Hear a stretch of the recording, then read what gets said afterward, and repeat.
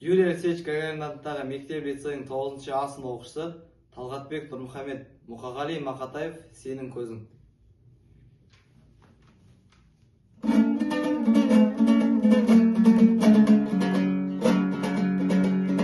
Сенің көзің түпсіз терең тұңғиықтан жаралған, сонда жатыр менде жүрген орын алмас бар арман. Сенің жүзің көктегіннен жерде гүлден нәр алған, шашы сенің жан баспаған жапандағы қар орман.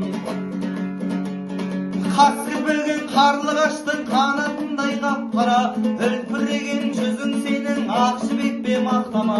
Әсем басың әп-әдемі мүсініңе шапқана,